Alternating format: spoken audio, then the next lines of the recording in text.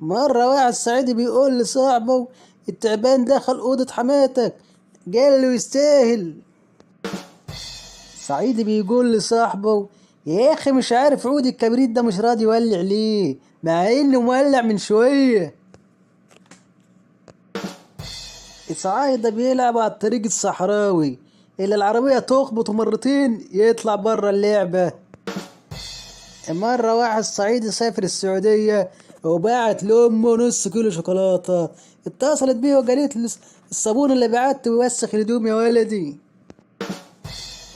مرة جماعة صعايدة فتحوا محل بيتزا سموه بيتزا هاع.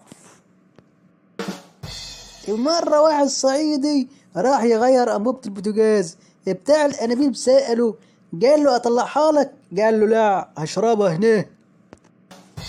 مرة واحد صعيدي بياكل هو واد عمه، بياكل بإيده الشمال. قال له: كده الشيطان بياكل معاك. راح حط سم في الأكل. الصعيدي عرف إن الجرايد هتغلى، راح اشترى ب1000 جنيه.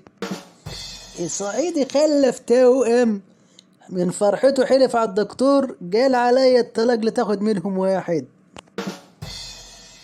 الست صعيدة راح يركبوا لمبة، واحد مسك اللمبة وخمسة بيلفوا السقف. واحد صعيدي دخل في رجله مسمار معرفش يطلعه تناه. مرة واحد صعيدي نزل في محطة الرمل رجله غرزت.